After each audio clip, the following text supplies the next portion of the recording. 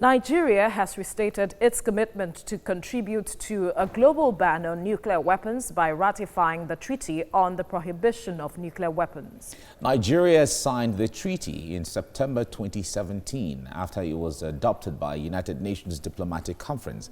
The treaty prohibits the development, testing, production, stockpiling, stationing, transfer, use and threats of use of nuclear weapons. For nuclear-armed states that join the treaty, it provides for a time-bound framework for the verified elimination of their nuclear weapons program. Joining us from Abuja is Deputy Head Mission International Committee of Red Cross, Rochas Peah. Thank you for joining us on TVC Breakfast. Thank you for having me. Good morning. Now, help us better understand why this move by Nigeria is critical at this time. I think it's the contribution that Nigeria made to the global ban of nuclear weapons is really important. Nigeria has always advocated for a world that is free of nuclear weapons. It has joined all the key treaties to that effect, the Non-Proliferation Treaty or the African Nuclear Weapons Free Zone Treaty. And now it has also ratified the Treaty on the Prohibition of the Nuclear Weapon. For the negotiation of that treaty, Nigeria was very active. It was a member of the core group of states that prepared the ground for the negotiations. It was amongst the first states that signed, and now it has ratified the treaty. So this is an important contribution to the emergence of a new global norm that says that nuclear weapons are morally unacceptable.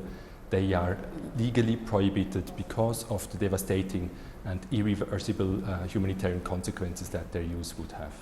All right, share with us, Rochas, why is this treaty important to the Red Cross? The treaty is important to us because we are all aware of the devastating consequences that the use of nuclear weapons has. The ICRC, together with the Japanese Red Cross, and if you allow me, I'll take us back now 75 years to the nuclear bombings of Hiroshima and Nagasaki. The ICRC and the Japanese Red Cross, we were present, we bore witness to the suffering that these bombs caused. In a single explosion, tens of thousands of people died. Hundreds of thousands more died of the direct and indirect consequences of the nuclear bombing. So we are very much aware of the destruction, the devastation that these weapons can cause. And since that time, the ICRC, together with the other components of the Red Cross and Red Crescent movement, we have always advocated for a ban of the weapons, because if they are used, the world would not be ready to cope with the consequences. If we are not ready to prepare for such a situation, we have to do everything to prevent it from happening. Now, some would say that world powers like Russia and some other countries like France, Turkey are yet to ratify this treaty. Where does this leave the aim for this ratification at the end of the day? So it's indeed true that today we have 43 states that ratified the treaty. The treaty will enter into force when 50 states have ratified, so we are very hopeful that we achieve that goal shortly. Of course, it's not the end. We have to continue to advocate for universal adherence to the treaty.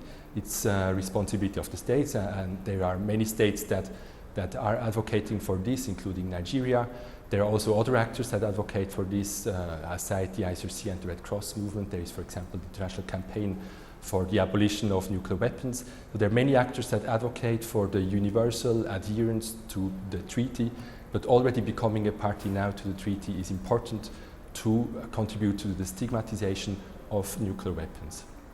All right, Rochas, some analysts are saying that with this ratification, if all the superpowers are not on board and speaking the same language and in the same tone, the world will not necessarily be more peaceful at the end of signing these treaties. What do you say?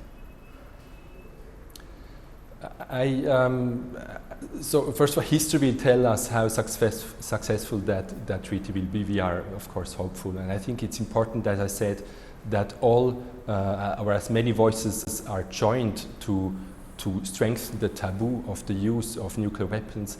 This will, to some extent, serve as a deterrent for their use. It will serve for the emergence of a global norm that prohibits the use of nuclear weapons.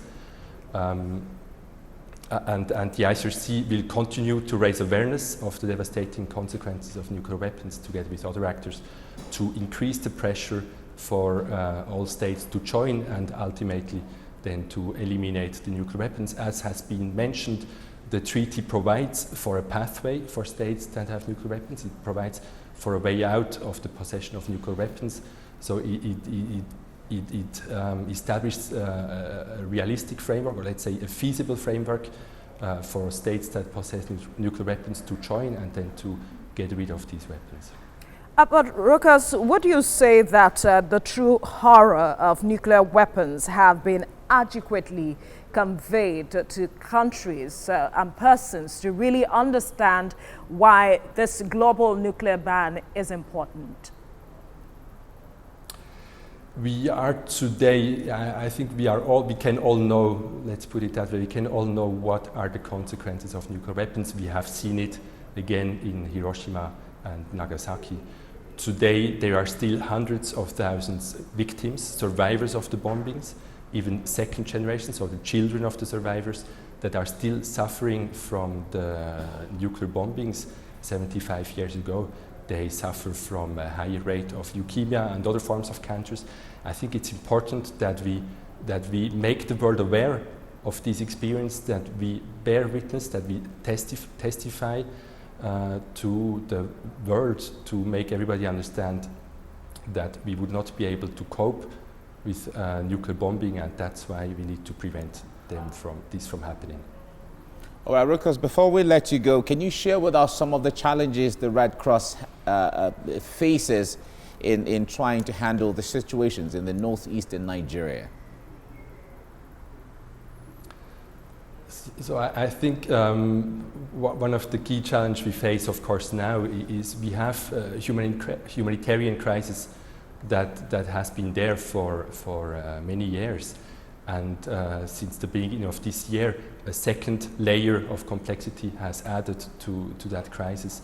With the outbreak of the COVID-19 pandemic, we have seen that the people that are suffering from the armed conflicts, the victims of the armed conflict, they are particularly vulnerable to the spread of the disease. At the same time, the humanitarian actors like the ICRC were faced with the challenge to continue to provide assistance and protection and taking all the necessary measures to protect the beneficiaries from COVID-19. So this has indeed posed particular challenges that so far we have, I think, overcome.